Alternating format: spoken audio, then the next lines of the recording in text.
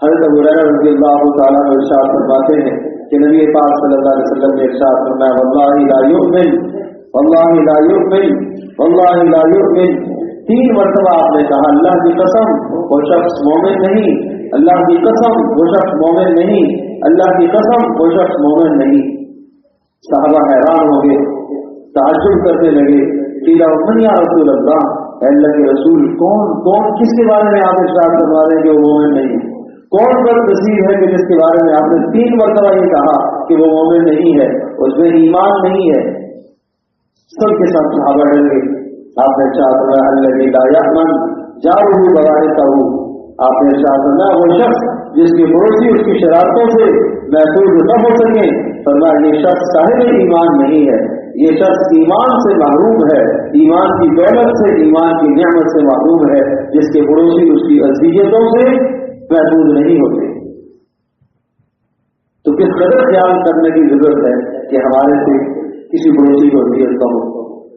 گھر کے اندر کوئی ایسا عمل نہ کرو، اوپر نیچے رہنے والوں کو تکلیف اور اذیت ہو، برابر میں رہنے والوں کو اذیت اور تکلیف ہو، گھر سے باہر نکلو تو اس خیال سے نکلو کہ گھر میں برابر والوں کو اذیت نہ ہو۔ اپنے دروازے پر جب پہنچو یا کسی کے دروازے پر جب دستک دو جس کے گھر میں آپ نے جانا ہے، اس انداز سے آپ دستک دو کہ پڑوس والوں کو اذیت نہ ہو۔ رات کو ایک آدمی تاخیر سے آتا ہے، دوسروں کے آرام کا وقت ہے، گاڑی کھڑی کرنی ہے اپنے گھر کے اندر، اسی طرح سے اپنے گھر کو دروازے کو کھلوانا ہے، دستک دینی ہے، تو یہ سارے خیال اس کو رکھنے چاہیے کہ میرے گھر والے اگر میرے انتظار میں جا رہے ہیں اور میں دستک دے رہا ہوں کیونکہ میرا گھر ہے، لیکن اس دستک کی آواز سے کہیں پڑوسیوں کی نیند تو متاثر نہیں ہو رہی، کہیں پڑوسیوں کا آرام تو متاثر نہیں ہو رہا، گاڑی کھڑی کر رہا ہوں کہیں ایسا تو نہیں ہے کہ پڑوسیوں کو اذیت ہو۔ باہر اگر گھر کے باہر جہاں گاڑی کھڑی کی جاتی ہے اور پارکنگ ہوتی ہے وہاں کہیں میری گاڑی سے دوسروں کو اذیت تو نہیں ہو رہی ہے، میرے کسی عمل سے دوسرے کو تکلیف تو نہیں ہو رہی ہے، نماز بھی پڑھی ہے، تلاوت بھی کی ہے، خیر کے اعمال بھی کیے ہیں، لیکن ان اعمال کے بعد اگر پڑوسی کو تکلیف دے دی تو سارے کے سارے اعمال برباد ہو گئے۔ اللہ کے نبی فرما رہے ہیں کہ یہ سارے میں ایمان ہی نہیں ہے، اللہ کے نبی ارشاد فرما رہے ہیں کہ سب سے ایمان کا اعتبار ہی نہیں ہے۔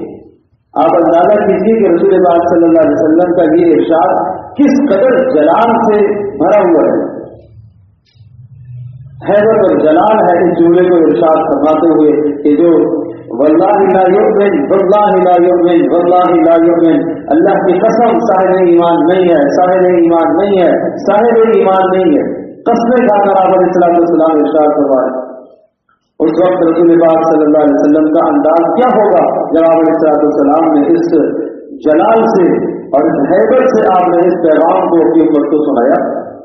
کہ ایمان والوں کے لیے لازم ہے کہ وہ پڑوسیوں کے ساتھ اچھا برتاؤ کرے اور ان کے ساتھ شریفانہ رویہ اختیار کرے،